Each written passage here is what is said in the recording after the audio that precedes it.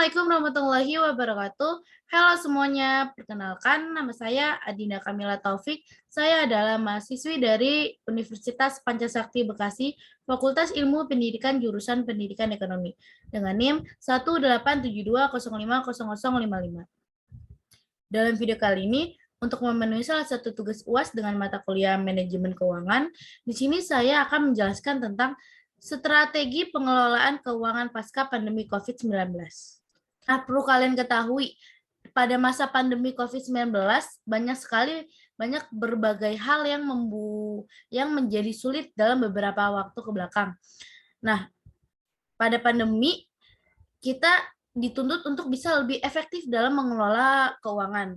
Nah, jika kita tidak bisa mengaplikasikan cara mengelola keuangan dengan baik, maka hal ini itu akan berpotensi membuat kalian itu kesulitan dalam memenuhi berbagai kebutuhan jika Anda tidak bisa mengelola keuangan dengan baik. Nah, pada masa pasca pandemi ini ada beberapa cara untuk mengelola keuangan secara efektif agar keuangan itu tetap menjadi baik. Nah, yang pertama, ada cara yang pertama. Kalian harus memahami perbedaan kebutuhan dan juga keinginan.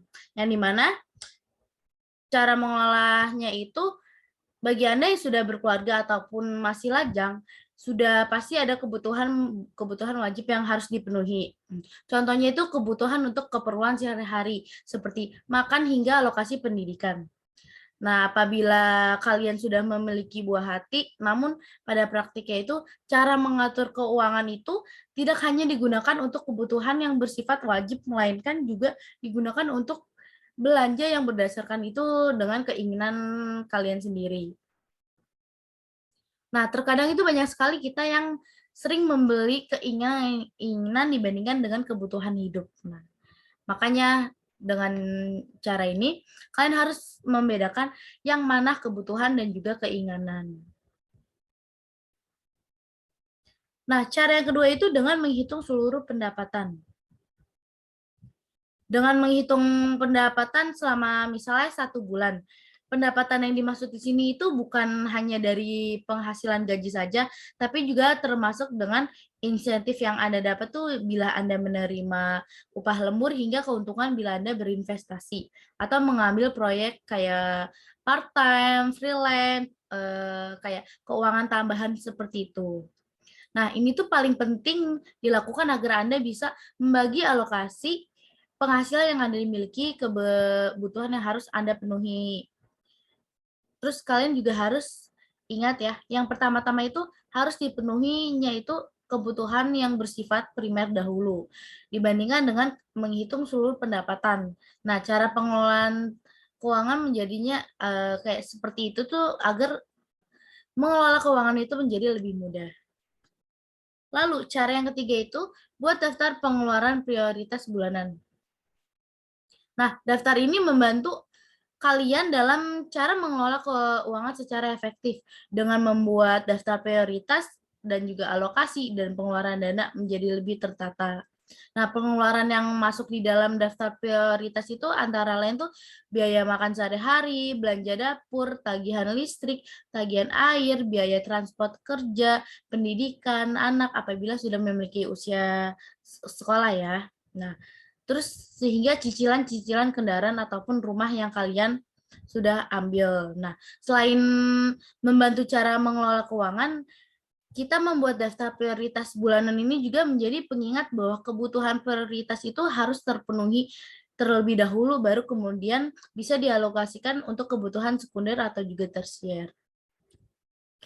Lalu, cara keempat itu, siapkan dana darurat. Nah, dalam menjalani kehidupan itu tidak semuanya bisa berjalan dengan mulus sesuai dengan apa yang kita rencanakan. Banyak sekali hal-hal yang tak terduga. Contohnya itu kayak musibah, kecelakaan, PHK, krisis ekonomi, atau juga tuh kondisi sulit seperti pandemi COVID sekarang ini. Nah, apabila salah satu dari hal tersebut itu terjadi, maka sumber penghasilan itu Anda akan terganggu, bahkan jika bisa lebih buruk lagi. Nah, saat itulah Anda bisa memanfaatkan anggaran dari dana darurat yang telah Anda simpan itu. Nah, lalu cara yang kelima itu menghindari pembelian dengan sistem cicilan. Nah, dengan menghindarinya itu bagaimana? Dengan menunda keinginan untuk membeli barang yang belum dibutuhkan. Jadi kalian harus tunda dulu keinginan misalnya punya handphone, punya motor, punya rumah. Nah, kalian harus mementingkan mana yang kebutuhan dan juga keinginan dari diri kalian sendiri.